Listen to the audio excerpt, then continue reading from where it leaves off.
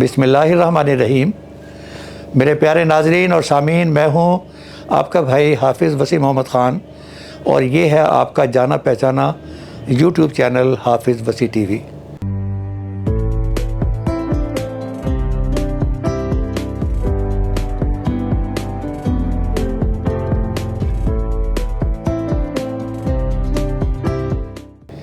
सामीन, आज के मेहमान मेरे ख़ास मेहमान हैं और मैं बहुत खुश हूँ इसलिए कि वो आज हमारे दरमियान में मौजूद है। हम लोग हमेशा बात करते हैं नहरी इलाके की गंदम के बारे में, उन ज़िम्मेदारों की जिनके पास पानी मौजूद है, लेकिन जो मेरे मेहमान हैं ये बहरानी यूनिवर्सिटी के वाइस चांसलर रहे हैं और आजकल एक एक्रेडिटेशन काउंसिल है, Higher Education Commission of Pakistan, ये उसके चेयरमैन हैं। मेरी खुशकिस्मती है और आपकी भी खुशकिस्मती है कि वो यहाँ पर मौजूद हैं और यहाँ हमने बात करनी है कि मेरे बहरानी एरिया के अंदर गंदम लगाने वाले भाई आज के दिन जो उनकी गंदम की पोजीशन है उसमें वो क्या कुछ कर सकते हैं ताकि उनकी पैदावार पर बुरा असर न पड़े और पैदावार उनकी बेहतर से बेहतर आए। तो ये बात हमने आज पूछनी है, रहनुमाई हासिल करनी है मोहतरम डॉक्टर फयाजुल हसन शाही साहब से। लेकिन आगे चलने से पहले मैं ज़रा अपनी हालत बताना चाहता हूँ और आपको मैं शामिल करना चाहता हूँ कि एक आदमी था और वो था जुलाह और उसका नाम था अय्यूब। और एक दिन ऐसा हुआ था, वो नमाजी अच्छा मुसलमान गरीब आदमी था कि बीवी को बुखार हुआ और इससे पहले कि वो हकीम के पास जाता वो बीवी अल्लाह को प्यारी हो गई। अब वो गया लोगों से पता करने के लिए, तो पता चला कि जिस गधे पर बैठकर उसने लोगों को इत्तला करनी थी दूसरे गांव में अपने रिश्तेदारों को, वो गधा चोरी हो गया। तो इस वक्त ज़ोहर की नमाज का वक्त था, वो ज़ोहर की नमाज़ पे गया और वहाँ ज़ोहर की नमाज में शामिल हुआ और अल्लाह ताला से रो रो कर दुआ मांगी कि ऐ अल्लाह ताला, मेरा नाम अय्यूब जुलाहा है, मुझे ऐसा लगता है कि आपके फ़रिश्तों को गलतफ़हमी हो गई है कि मैं हज़रत अय्यूब हूँ। मैं हज़रत अय्यूब नहीं हूँ, तो लिहाजा रब्बना ला तुहम्मिलना मा ला ताक़त लना भी, हमारे ऊपर उतना ही बोझ डाल जितना हम बर्दाश्त कर सकें। तो सामीन, आज मेरे वो भाई जिन्होंने गंदम लगाई है और समझ रहे हैं कि बारिशें शायद कम हुई हैं, वो इस वक्त क्या कर सकते हैं, मैं दरख्वास्त करूँगा जनाब डॉक्टर फयाजुल हसन शाही साहब के साथ वो हमारी रहनुमाई फरमाएँ। बिस्मिल्लाहिर्रहमानिर्रहीम। आप सब आपका बहुत शुक्रिया। मैं छोटा सा ज़मींदार का बेटा हूँ और सारी उम्र ज़िंदगी जो है वो अपनी प्रैक्टिकल लाइफ एग्रीकल्चर शोबे में, पहले प्रैक्टिकल और बाद में टीचिंग में भी गुजारी और पिछले साल से ये एक्रीडेशन काउंसिल की भी ज़िम्मेदारी है।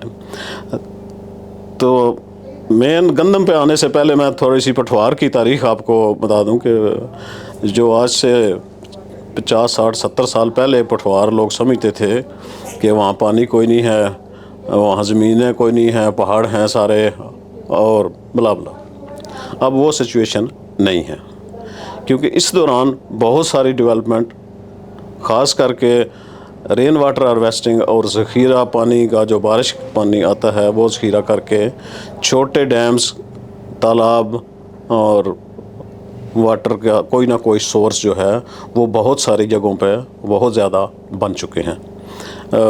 सिर्फ स्मॉल डैम की अगर मैं आपको मिसाल दे दूं तो बेसिकली स्मॉल डैम ऑर्गेनाइजेशन बाकायदा एक इरिगेशन डिपार्टमेंट के अंदर एक महकमा बनाया गया जिसका हेड ऑफिस इस्लामाबाद में है और उसका इन चारों ज़िला में एक एक दफ्तर है जो इन ज़िला में स्मॉल डैम्स हैं उसको वो मॉनिटर करते हैं। और इस वक्त कोई 62-63 के करीब स्मॉल डैम्स मौजूद हैं जो पानी शराब इरिगेशन के लिए इस्तेमाल हो रहा है। अगरचे उसमें भी बहुत सारी इम्प्रूवमेंट हो सकती है, लेकिन जो कुछ इस वक्त मौजूद है वो अपने ज़मींदार जो हैं वो इस्तेमाल करते हैं पानी और अपनी पैदावार जो है वो रीज़नेबल क्वांटिटी में वो ले रहे हैं और खुशहाल हैं, ऐसी कोई बात नहीं। अगर पर्टिकुलरली इस साल गंदम की बात करें तो मेरे डाटा के मुताबिक कोई 14 लाख एकड़ पे गंदम काश्त है उसमें, पुठवार में, सिर्फ पुठवार में, पिंडी डिवीज़न के 4 अजला में। उसमें अगर आप इरिगेशन सारी स्मॉल डैम्स की और जो अंडरग्राउंड वाटर जो करते हैं टेक्नोलॉजी से बहुत जगहों पे पानी लोगों ने एक्सपेंड कर लिया है और दरिया अटक से नीचे और दरिया झेलम से ऊपर जो इस पठवार का एरिया है वहाँ ट्यूबवेल की सीरीज़ लोगों ने लगा ली है, सोलर पे लगा ली हैं, बिजली पे लगा ली हैं, डीजल जनरेटर से चला लेते हैं, ट्यूबवेल ट्रैक्टर से चला लेते हैं।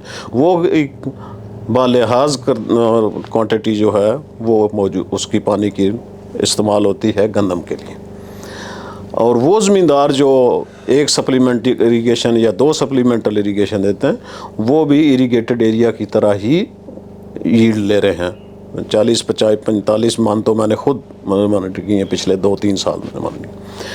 जिन इलाकों में बारिश पे सारे का सारा इंसार है उनमें इस साल थोड़ी सी कमी हुई है कि बारिश लेट हुई है, जनवरी के आखिर में जाके बारिश हुई है, लेकिन इतनी भी लेट नहीं है। जो ओरिजिनल बारिश का पैटर्न पठवार में चलता था उससे 20 दिन लेट हुई है, तो उससे बहुत ज़्यादा कोई इफेक्ट जो है वो मेरा नहीं ख्याल कि वो पड़ेगा यील्ड पे। हाँ, पड़ सकता है कि अगर मज़ीद बारिश ना हो तो, लेकिन क़यामत नहीं आएगी, क़यामत नहीं आएगी इंशाल्लाह, अल्हम्दुलिल्लाह। हाँ। और अगर थोड़े से मेरे ज़मींदार भाई इस तरह तवज्जो दें तो वो जो पिछली कमी है वो पूरी भी कर सकते हैं, ऐसी भी कोई बात नहीं है। और जो पहले वो यील्ड लेते हैं उतनी यील्ड वो इस साल भी ले लेंगे इंशाल्लाह। अल्लाह करे कि जिस तरह अगली फोरकास्ट है कि 22-23 से एक लंबा स्पेल आ रहा है, फिर उसके बाद मार्च में भी 2-3 स्पेल की बातें हो रही हैं, तो इतनी अगर बारिश हो जाए तो इंशाल्लाह गंदम की कमी जो पठवार में अगर लोग कह रहे हैं कि जी वो 14 लाख एकड़ पे है तो वो कमी नहीं होगी, वो इंशाल्लाह पूरी होगी। उतनी गंदम पैदा कर लेंगे जितनी कि वो पहले पैदा करते थे। मुझे सबसे ज़्यादा खुशी हुई है कि जो आपने फरमाया ना कि स्पेल आ रहे हैं और मार्च में भी स्पेल आ रहे हैं, तारीख़ ये बताती है कि अगर मार्च के अंदर भी मौसम जो है वो अच्छा रहे तो दाना हमेशा मोटा होता है, और दाना मोटे होने का मतलब ये है कि आपकी पैदावार ज़्यादा होगी। बिल्कुल ऐसे ही साइंस तो यही कहती है कि जो स्लो टेम्परेचर जब ऊपर जाएगा तो वो ग्रेन फिलिंग जो पीरियड हम टेक्निकली कहते हैं वो ज़्यादा करेगा। इस वक्त जो करने के काम है ज़मींदारों के, मैं समझता हूँ कि उनको ख़ास तवज्जो देनी है वीड कंट्रोल पे। कि जड़ी बूटियाँ जो चूँकि पहले बारिश नहीं हुई थी वो स्प्रेस थी, अभी बारिश हुई है, टेम्परेचर भी थोड़ा सा, तो वो एकदम फ्लर्श करेंगे। उनको मैकेनिकली केमिकली जो भी वो तरीका कर सकते हैं वो अंडर कंट्रोल रखें, एक फौरी तौर पे काम करने के लिए। डेफिशिएंसी जो इरीगेशन की पीछे हो गई वो तो पानी मिल गया, अब उसको मज़ीद ट्रांसलेट करने के लिए मैं समझता हूँ कि अगर वो खादों का मिक्सचर स्प्रे करें और सुरगाब के साथ मिला के करें, 2% का स्प्रे कर दें, तो वो जो उनकी एक लॉन्गेविटी जिसको हम टेक्निकल लैंग्वेज में बोलते हैं वो भी उनकी कवर हो जाएगी, और उनके जो लीव्स का फंक्शन है जो हम टेक्निकल में कि जो उसकी फोटोसिंथेटिक प्रोसेस जो है वो भी थोड़ा सा लंबा हो जाएगा। जब वो लंबा हो गया तो अल्टीमेटली ग्रेन की जो फिलिंग पीरियड है वो बच जाएगा, और यील्ड जो है वो स्टेबिलिटी की नहीं बल्कि इंक्रीज़ की तरफ जाएगी, और फिर वो अल्टीमेटली मार्च का टेम्परेचर वो डिटरमिन करेगा। लेकिन वो जो कमी पहले हो चुकी है वो इस स्प्रे से और इस तरह के आंसर से वो पूरी हो जाएगी। अच्छा सर, ये बात आपने बड़ी प्यारी कही है। आपका एक तालिब इल्म है और उसने सुरगाब इस्तेमाल किया था टेक्सला में, और उसका ये कहना था कि एक तो सुरगाब ने जो बुरे हालात, यानी कि अब अगर बारिशें ज़रूरत से ज़्यादा हो जाए, ओले ज़ालाबारी हो जाए, और जो पहले पानी नहीं हुआ, ये जो स्ट्रेस है एक तो सुरगाब उसको सही करता है। और फिर NPK जो आप पहले आपने नहीं दिया या दिया है तो थोड़ा दिया है या बारिशें नहीं थी, तो वो उस कमी को, पौधे की कमी को वो पूरा करेगा और फ्लैग लीफ को ज़्यादा देर तक सब्ज़ रखेगा। ये आपके तालिब इल्म, मेरा ख्याल है उबैदुल्ला उसका नाम था जो आपने रिकमेंड किया था, ये उसकी रिपोर्ट थी। जी, मैं उस रिपोर्ट का नहीं बल्कि मैं खुद उसका विटनेस हूँ। मैंने ही वो उसको उसने गंदम लगाई हुई थी और मैंने ही उसको ये रिकमेंड किया था कि ये लेके तो डाटा लें ताकि हम इसको अथेंटिकेट कर सकें। तो वो कोई उसकी बात नहीं है कि वो ये ज़बानी बात नहीं, ये प्रैक्टिकली काम करके दिखाया दोस्तों को भी और उनको भी कि ये इस तरह इसका काम है। और उसका केमिकल फंक्शन भी इसी तरह ही है जिस तरह आप करें कि फ्लैग लीफ ज़्यादा देर तक उसकी ग्रीन रहेगा तो अल्टीमेटली उसकी फोटोसिंथेटिक एक्टिविटी ज़्यादा देर तक चलेगी, और वो जो अल्लाह पाक का नेचुरल निज़ाम है वो खुराक जो बनेगी वो उसी तरफ ट्रांसलेट होगी। तो मैं समझता हूँ कि शायद ये छोटे छोटे दो काम जो हैं वो अगर ज़मींदार कर लें। बूटी अगर है جس طریقے سے بھی ہو سکتا ہے اس کو ختم کر لے, کنٹرول کر رہے سرغاب اور NPK کا سپرے کرے, ہیں, سپرے کر لیں. یہی بات ہے نا جی. اور پھر ڈیفینیٹلی جب وہ میچورٹی کی طرف جائے گی اور میچور ہو جائے گی تو اس وقت بر وقت ویدر کو یا موسم کو دیکھتے ہوئے اس کی وہ جو کٹائی کریں اور سنبھال کر لیں, اور جو کمبائنڈ ہارویسٹر سے کروانی ہے تو وہ کمبائنڈ ہارویسٹر سے کروائیں. لیکن اس میں یہ بھی آپ کو کہ کمبائنڈ ہارویسٹر ہمارے جو پرانے ہیں وہ بہت زیادہ لاسز کر رہے ہیں, تو وہ کوشش کریں کہ زمیندار جو ہے وہ ان لاسز کو بھی بچائیں جو کمبائنڈ ہارویسٹنگ یا جو تھریشنگ اور اس کے درمیان ہوتے ہیں وہ بھی کنٹرول کریں. تو وہ بھی اگر ہم کوانٹٹی کی بات کریں تو وہ بھی 10% کے قریب لاسز ہوتے ہیں. تو اگر اس کو بھی کنٹرول کر لیں تو ادھر سے یہ جو ڈیفیشنسی پوری کر لیں تو میں سمجھتا ہوں کہ بہت اچھی گندم کی پیداوار جو ہے وہ ہو سکتی ہے, نہ صرف پٹھوار میں بلکہ باقی علاقوں میں بھی. یہ اگر لاسز کنٹرول کر لیں صرف کمبائنڈ ہارویسٹر کے ذریعے, جو خاص کر کے چاول والا علاقہ ہے جہاں چاول بھی اسی طرح ہارویسٹ ہوتا ہے اور گندم بھی کمبائنڈ ہارویسٹر سے ہارویسٹ ہوتی ہے, تو اس کے جو لاسز ہیں اس کو اگر منیمائز کر لیں, وہ منیمائز کس طرح کہتے ہیں, وہ نئے تھریشر, نئے ہارویسٹر, وہ نئے ہارویسٹر جو ہے وہ سروس کمپنی ظاہر پرووائڈ کر سکتی ہیں اگرچہ اس کا تھوڑا سا کرایہ ہوگا. لیکن یہ زمینداروں کو سمجھنا چاہیے کہ جو ہم سستے ریٹ پہ ہارویسٹنگ کمبائنڈ ہارویسٹر سے کرواتے ہیں اس سے ہم اپنا ڈبل نقصان کر لیتے ہیں. سر میں آپ کا شکر گزار ہوں کہ آپ نے بر وقت میرے برانی کے کسان بھائیوں کو آپ نے رہنمائی دی ہے.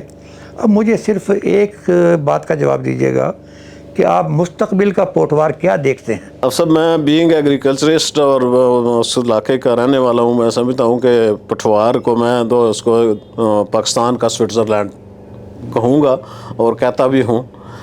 موسم کے لحاظ سے بہت اچھا موسم ہوتا ہے, جہاں 1 یا 2 دن گرمی پڑتی ہے تو شام کو دوسرے تیسرے دن ایک ایسی ٹھنڈی ہوا چلتی ہے کہ وہ ساری گرمی کا دون ہے. پھر 2-3 دن گرمی کا اثر چلتا ہے اور دوسری طرف سے ہوا آتی ہے, تو وہ پوری ویلی جو ہے وہ اس طرح کا موسم انجوائے کرتی ہے.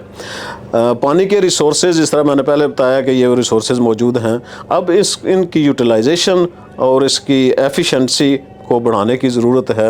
اور مزید اس میں پانی کے ذخائر جو ہیں وہ بہت ساری ایسی جگہ ہیں, وہ آپ نے وہ رپورٹ پڑھی ہوگی پنجاب بارانی کمیشن کی رپورٹ جو 76 میں بنا تھا, جس کی رپورٹ آئی تھی, اس کے مطابق پٹھوار میں کوئی 600 کے قریب ایسی جگہ ہیں جن میں 5 ایکڑ سے لے کر 1 لاکھ ایکڑ تک پانی جو ہے, فٹ تک پانی جمع ہو سکتا ہے.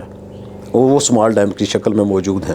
اگر اس کو وائڈ سپریڈ کر لیا جائے تو ایک تو اس پٹھوار کی ویلی کا موسم بھی بہت اچھا ہو جائے گا, ساتھ جب پانی اویلیبل ہوگا تو بہت ساری ایسی فصلیں جو دنیا میں کہیں اور نہیں ہو سکتی وہ اس پٹھوار کا ویدر جو ہے وہ.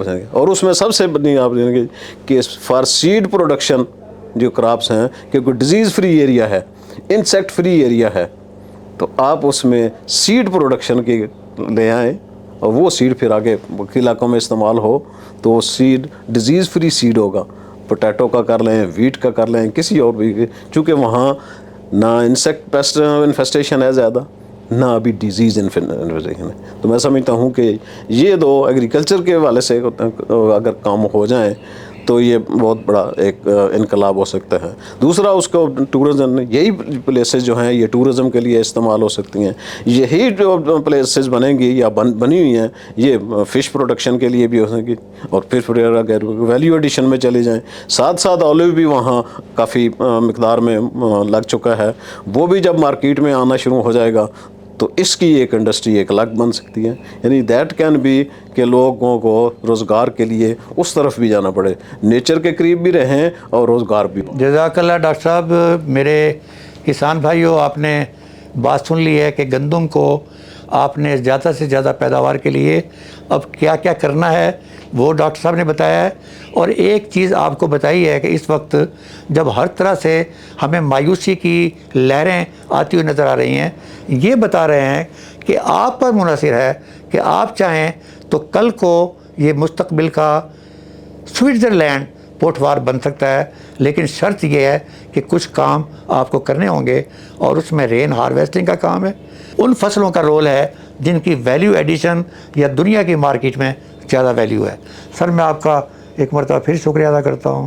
اللہ تعالیٰ آپ کو خوش رکھے. وما علینا الا البلاغ المبین.